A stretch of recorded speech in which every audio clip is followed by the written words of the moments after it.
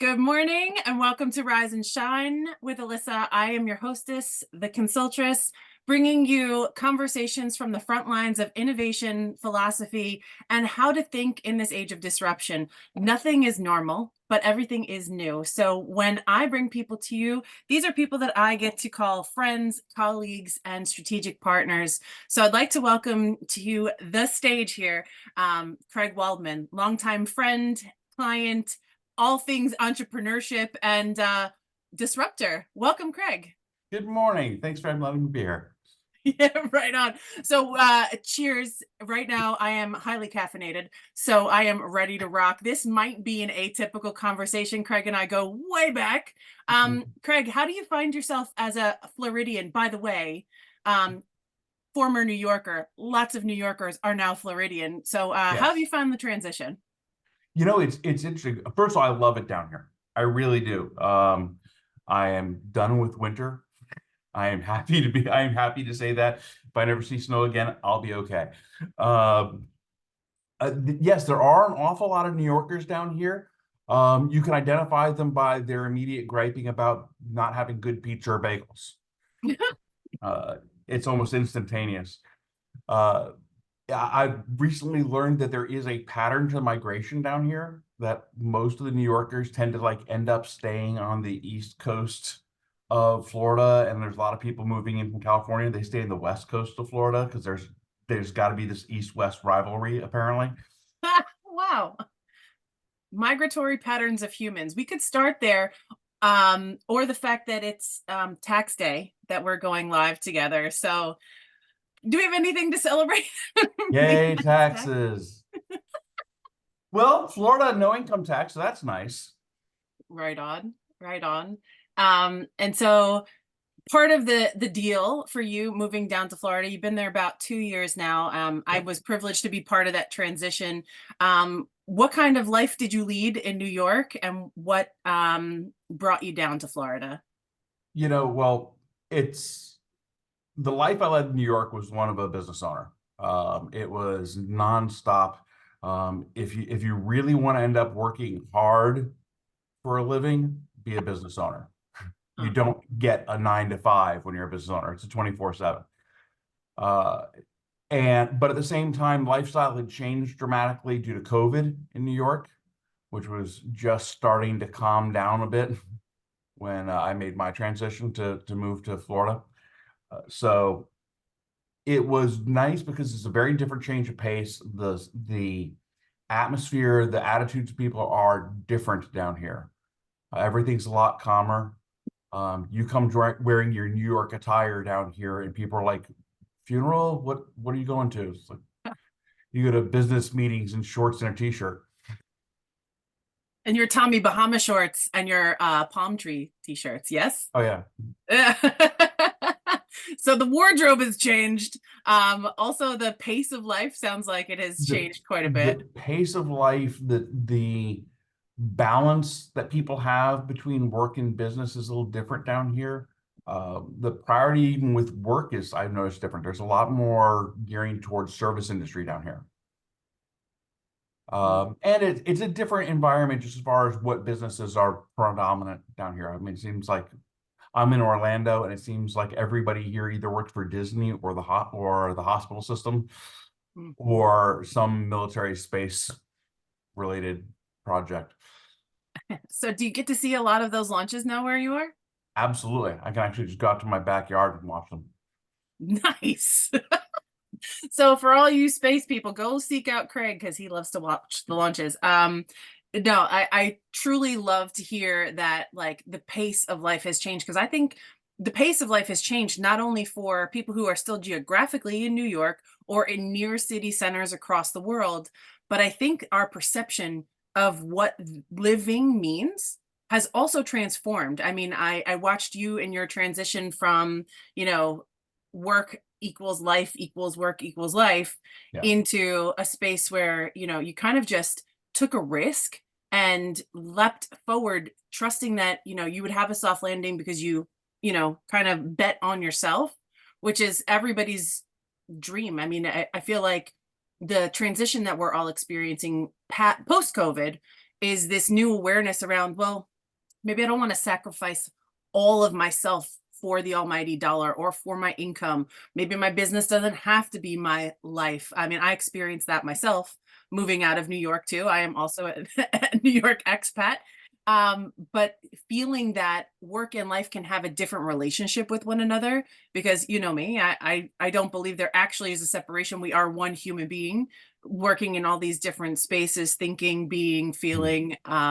So what are you finding in that transition at large? I mean, maybe you can speak to the way that Floridians are now, but also, you know, the people that you know and the places that you frequent, whether they're virtual or in person. What are some of the new awarenesses you're having in this new era of disruption?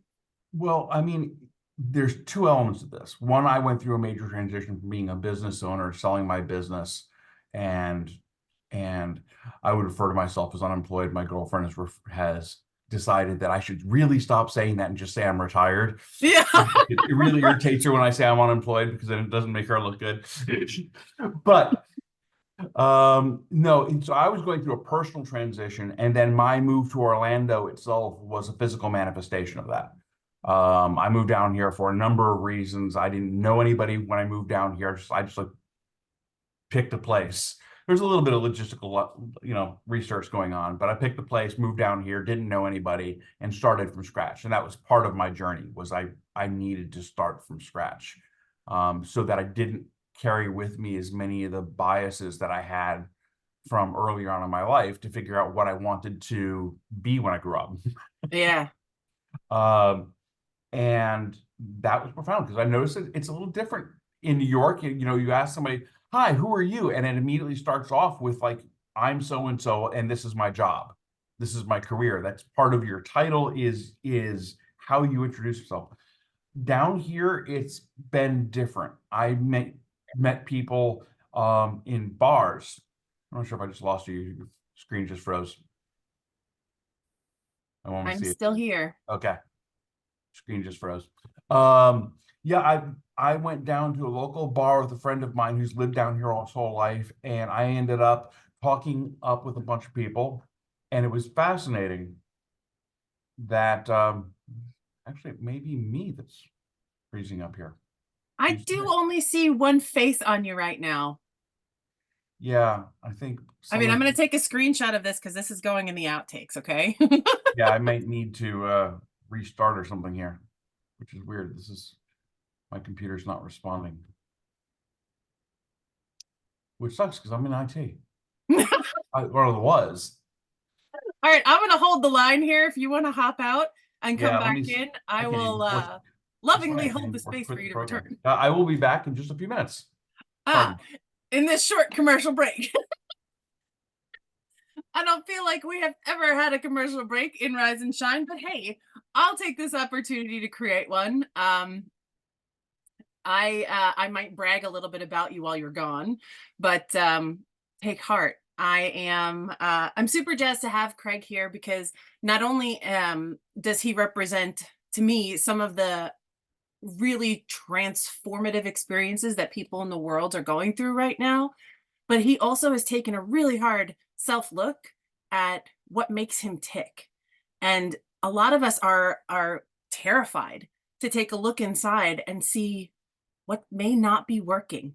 We're very comfortable being comfortable, and that equals uncomfort, right? We're very comfortable in what we have been doing, the way that we seem to be. And to look outside of that is scary because it's unknown.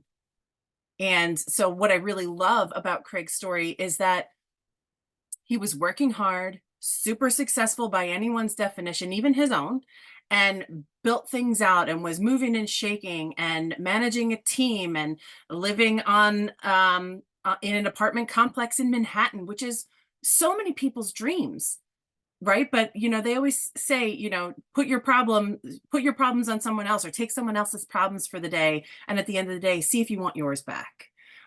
So what I hear in Craig's story about who he's been and where he's what he's transitioned to in this hugely disruptive time in his life is that nothing is sacred. You have to be able to take a look at what's not working in order to make your life all that it can be, in order to be happy. So being successful and being happy don't always line up together. I mean, I know in my life, I've chased the happiness quotient to the point where there have been times in my life that I was told I was lazy or that I was not committed. I would take a job, be really excited about it, and give it my all until I felt that it was draining me, and then I would move on. And because I was moving on after being drained or after having experienced something that didn't work for me, I took a pivot. And now in the world of 9 to 5, when you take a pivot, it's not called a pivot, it's called quitting. It's called giving up. And so, what I have lived to tell the tale about now is that these transitions, while very difficult sometimes to take a look at, they're absolutely necessary for growth. So if we can upend looking at things that are hard or uncomfortable, or looking at places where we may be unhappy for fear that like we're going to blow up our life, on the other side of the change that is very disruptive, we wind up perhaps better off, most often grown. And when we look back, it really wasn't as scary as it might have seemed while we were in the middle of it. So, this transition that we're talking about here with Craig's move from New York to Florida, from business ownership into semi-retirement. What's my next act going to look like? All aspects of these stories are guideposts for some people to say, oh, that's my definition of success. And that's really what we're looking to talk through today is, where do you see yourself in this story? Because we're here to relate. We're here to share with you something that doesn't seem like the prescripted transformation from start to finish, whether it's, being in a business or transitioning from being an employee to an entrepreneur, being a business owner to semi-retirement. So welcome back, Craig. How's your tech? Hello. I apologize for those technical difficulties. Yeah, it's all good. I think it's just really apropos because the business you sold that you left, it was an outsourced chief technology officer type of firm. And I think it's hilarious that that's what happened today as we're recording this. My computer feels like, wait, it looks like you're doing work. I don't remember how to do this. Right on. This isn't a video game. Yes, start over. I died. Welcome back to life. Hi. What I was saying before I was so rudely interrupted by my computer was that life down here has been different. And I carried with me some New York attitudes. I was at a bar with a friend of mine, and that was his local haunt. And he goes there all the time. And he's introduced me, and I'm sitting around, and he's talking to some of his friends at the bar. I'm going to use fake names. Like, this is Mike, this is John. And I immediately introduced myself and couldn't help but like put some sort of title on it. And John introduced himself, and it turns out John's a higher up in the government here, like a major city official. And my friend's like, so that's what you do? Like nobody had brought their job or their title into the local public house. And they were just hanging and talking about sports and so forth. And people didn't even know each other on that level. And that was fascinating to me because that doesn't happen in New York. You tend to always know who you're talking to, where they are, what their possible business relationships are. You always have a slight business angle that you're working. And maybe that's just the entrepreneurial side of me, but it was sort of an eye opener to me. Because I was like, dude, relax, chill. We're just all hanging out. Yeah, I find the same thing here. Now my business is mostly virtual, where 5 years ago it was majority in person, and I'm zooming all over the country, literally using Zoom to have meetings with people all over the country. But I'm physically not going anywhere. So in all of these spaces that I inhabit now, virtual spaces inside of my own mind, and inside of virtual forums, I'm always with the entrepreneur hat on.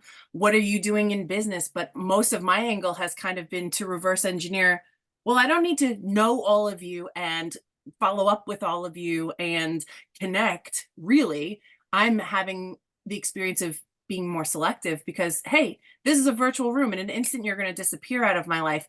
Who did I find connection with? Because now I want to know. Now I've been introduced to you as what you do for a living or what your business is about. Now I want to know who you are.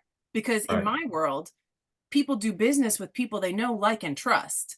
And so if most of my dealings are virtual, I have to find a way, and I prefer to find a way to bring people in and know who they are and get a feel for them so that I decide whether or not I want to have them as a strategic partner, bring them on as a guest because there's this awesome vibe going on. But it has transformed my, who are you question. Yes, back in the day, it was, hi, what do you do? Right. And now it's more about, hi, I hear that's what you do. What do you like about it? Or, Yeah. who are you because of that discipline? Are you living your life's purpose? And like, I get curious to know the feels. I want to know who somebody is. And it's interesting that, switching environments and having to adapt to that new environment is bringing out the things that were the most like precious to me It's a always. people first attitude. Yeah. It's a people first attitude instead of a business first attitude. And I know for myself in my state change of new phase of my life, um, that was hard. But at the same time, it was very revealing because it was like trying to figure out what it is I want to do. How do I want to do it? Why do I want to do it? That was the big one. Why do I want to do this way? Because I have to. There's this little voice that says you should be doing something. And as I've recently learned, when you hear a little voice that says should be doing something, it means it's usually not your idea. I That's usually wonder. coming from some external idea that was implanted in you through society, your parents or friends of an expectation. Rather, because if it was you who was deriving the idea of what it should be done, it would be, I need to do this. Yeah, or I want to. I want to, I need to. But should is this sort of key word. And yeah, I found myself with a lot of things like getting up in the morning, oh, I should do this. And every time I'd have that thought, I'm like, why? You What would do happen if I remind didn't? yourself of your inner 3-year-old. Why? Why? Why? We wonder why they ask so many questions, but they've got some wisdom in there. It's like, why? Well, if it makes sense, yes, then do it.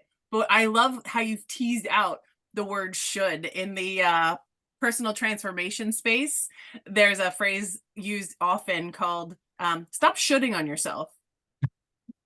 This is a great example of I'm how quite that con thought process invades, your unconscious living. Yeah, I'm quite convinced I'm living in an apartment building that my next door neighbors might have thought I was a little touched or something because of all the conversations I was having with myself. But why? Why am I? Out loud in the Of middle of the course, I'm night. I having this mean, conversation out loud because it's also quieter here. it is. I mean, I just opened the door this morning to let my dogs out, and it's such a different space. Again, changing your environment actually changes your living Yes. attitudes. So opening the door this morning, I heard birdsong. And I heard Mhm. nothing other than birdsong. Okay, yes, I heard the school buses going by. Yes, I heard the garbage truck, but I didn't hear hundreds of cars going by. I Right. didn't hear all the mechanisms of what living in suburbia or urban style living would have brought to me. And I just took a half a second, like, wow, there are a lot of birds out there. Now the voluminous noise that I hear is bird song, not Yep. man-made stuff. It's and it makes me feel better. I don't know. It changes my whole attitude for the day. I believe that I'm now more successful because I'm embodying a space that allows me to feel more myself more often. Another thing that occurred to me is when I moved down to Orlando from Manhattan, um, there was a lot of different perspectives. Um, I finally came up with the phrase of like people ask me what I'm doing, and I'm saying I'm trying out the Frank Sinatra challenge, which is in New York. If you can make it here, you can make it anywhere. So I made it in New York, and now I'm testing the second half of that hypothesis of Yeah. can I make it in Orlando? And I moved to downtown Orlando, and this is urban for Floridians. And they're like, oh, it's scary down there. I'm like, I just moved from Hell's Kitchen. This is cute. I'm sorry. I just moved from hell. No, Hell's Kitchen. Hell's Kitchen. And they're like, oh, the homeless situation here. I'm like, you've got a really nice class of homeless people. They're all, this isn't the same. Yeah, this is no problem. I'll go walking out at 2 o'clock in the morning. It's all good. Yeah, isn't And that so that great? actually provides even more of a sense of confidence and being, at peace with the environment. And that helped a lot with the transition as well of just like not having to have my head on a swivel and just being able to calm down. And when I started calming down and I started casting off the voices in my head saying should do this, should do that, I started hearing my voice clearly for what might be the first time. Yeah, man. Yeah, I love hearing that you can hear your own voice. We don't typically, as unconscious humans living our daily life and the life we've always lived. I mean, how many of us have had thoughts occur to us that have come from a line in a TV show or Mm. like a movie quote that I'm like, oh, I should say this. It's like, what if that I didn't have that movie quote in my head? What would I be thinking right now? And Yeah, here, I mean, it's almost like the people figured out that they can like influence you, and maybe they should create like these commercials or advertisements that to push people in directions. It's yeah, you get saturated with being told what to do, where to do it, how to do it, and it normalizes. yeah. And my first foray into retirement was, I don't know, what time do you want to get up? Right. Why It's can't not. I have a breakfast at 11:59? Here you go. And I want to just mention and tease out here just for a second that we don't know how saturated we are with other people's thoughts, opinions, agendas Mhm. until we have the opportunity to get quiet. Yeah. And that's scary. Getting quiet means that all the things that are going on that you're running from or that you're keeping yourself busy so that you don't have to think about, getting quiet's fucking terrifying. And it's work. Quiet doesn't happen naturally in most environments. In most environments, there is noise actively trying to seek you out. And until you kind of appreciate quiet and learn to like shut the door and say, no, no, no, no, not today. Not listening to this. I won't put on any media that has commercials. I won't put on any media if I can help it. And just, exist and shut things out that you start actually hearing the silence.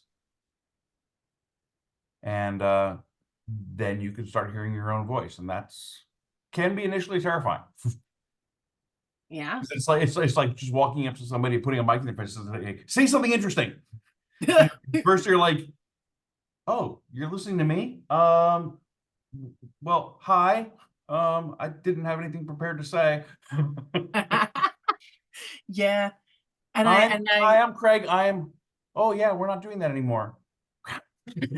right, and it boils down to your introduction, your identity. So when you get still, you get to have an intimate awareness and observation of your identity.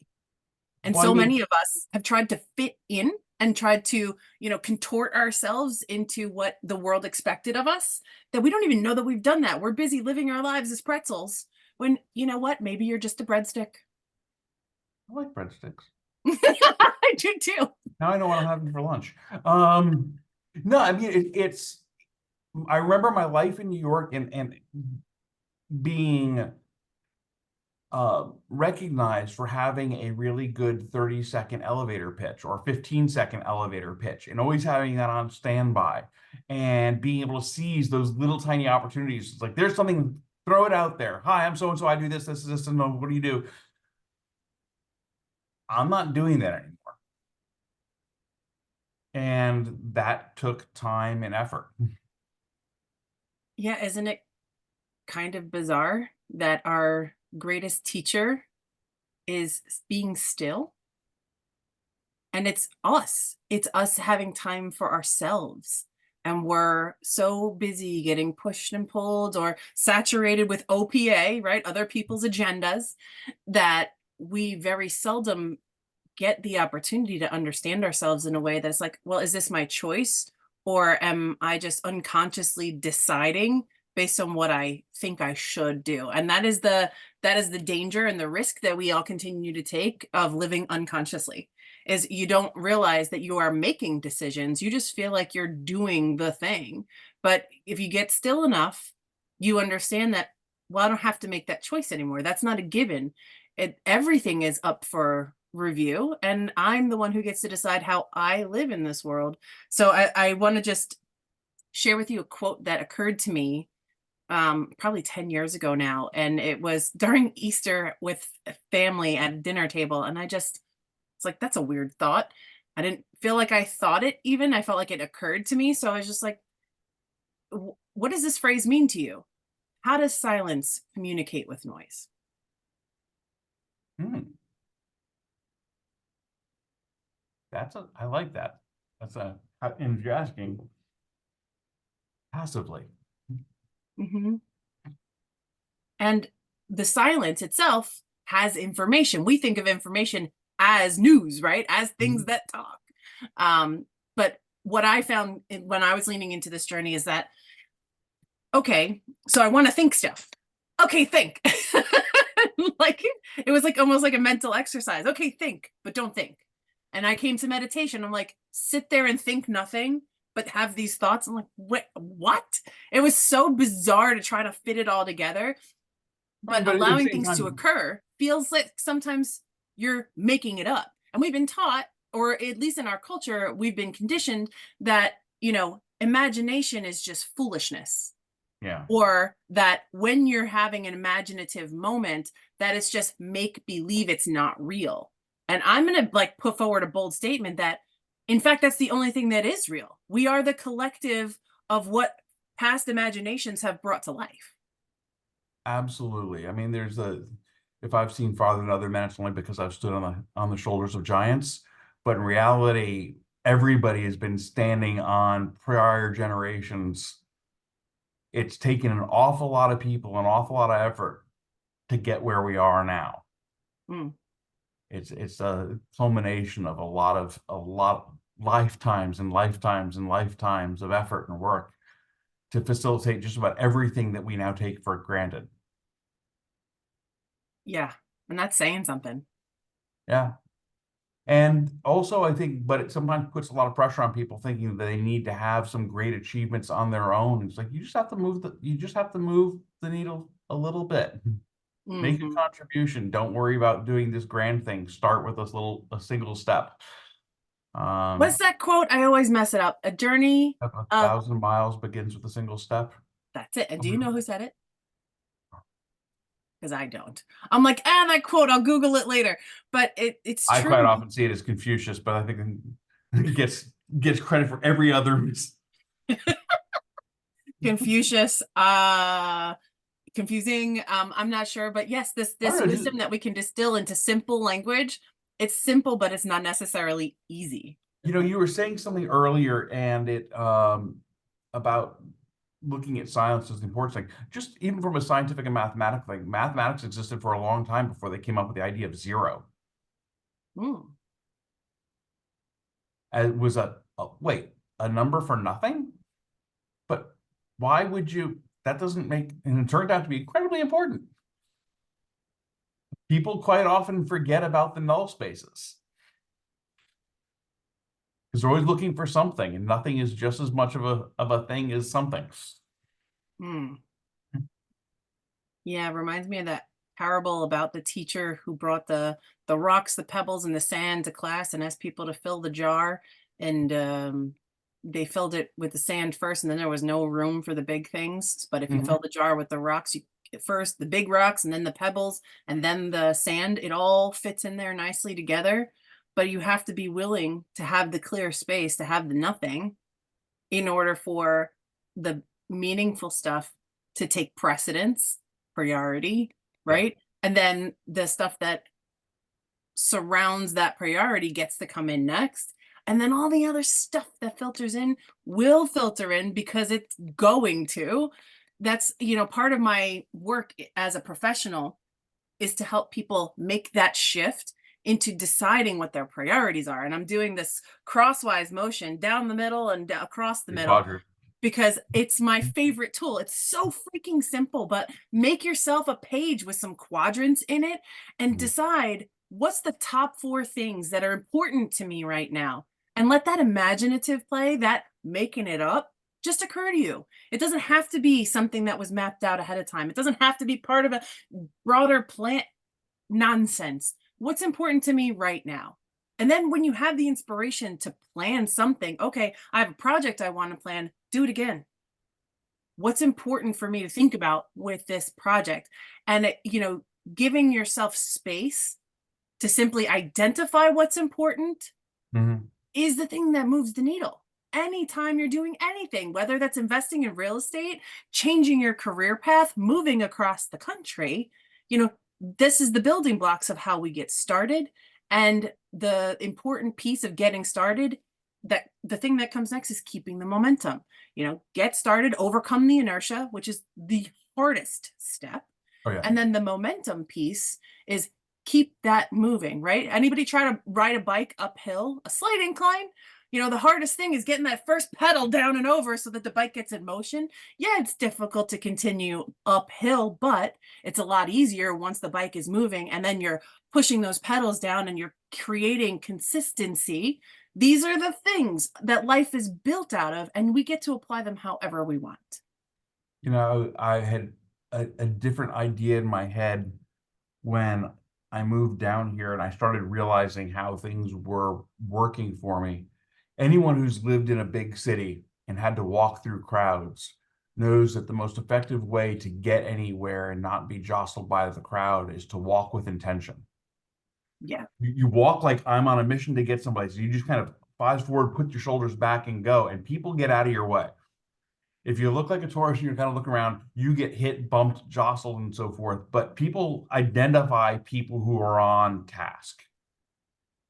And I found that when I cleared out a lot of the noise down here, and there was something that needed to get done, I was able to move with a degree of purpose that shone through to everybody else around me. And they either got on board or got out of the way.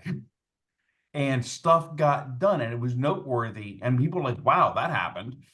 It's like, well, yeah, because it needed to happen. So I made it happen.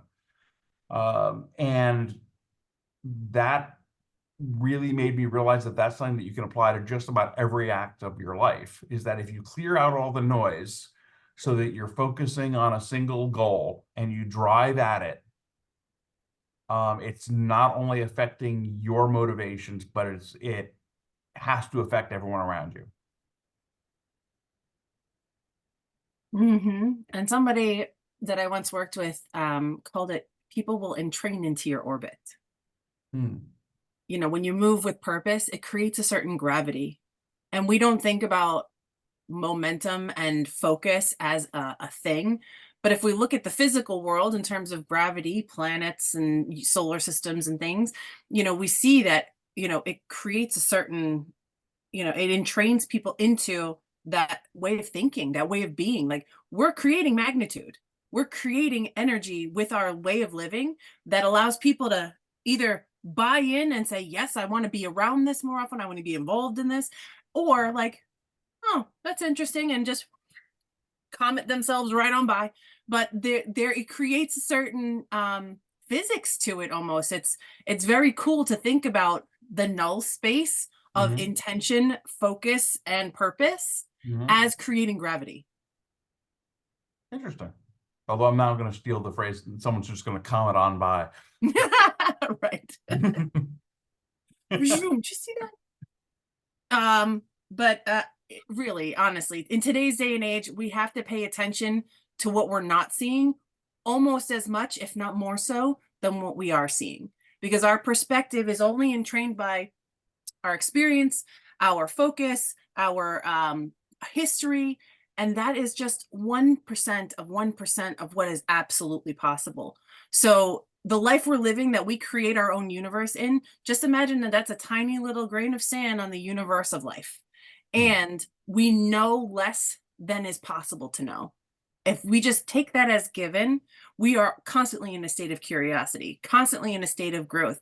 And it frees us up from having to do it the right way, but we have the opportunity to choose to experiment with how we want to see it come about next. And that freedom to experiment is absolutely where the world is going. Is, I believe, the reason why the age of disruption is here at all, and giving us a new way to see ourselves as constantly evolving. That is my life purpose above all else, is to constantly evolve. And I am so blessed to have people like you, Craig, in my space, to be able to workshop, have these discussions and conversations to inform maybe what I don't already know, and experiment. So I want to thank you so, so much for being here to have this conversation today. Let us know in the comments what rang out for you, what rang true. And we're excited to move forward into the great unknown, because that's the most exciting possibility that's out there. It's deep, it's wide, and it's unknown, but it's not as scary as we are meant to think it is. Craig, any final words before we depart? Just that disruption is all around us, whether you want to or not. You're part of it, and learn how to ride the wave. Woo! Yeah, coming from a New Yorker has been very close to the Atlantic. That is near and dear to my heart. Thank you, everybody. Have a wonderful tax day if you buy into that kind of thing. And we will see you next time, broadcasting every Monday, 7:30 a.m. Eastern Time. Rise and shine, dear friends. We'll see you same bat time, same bat channel. Adios. Yeah, we got the reference. All right, bye. Bye, everyone.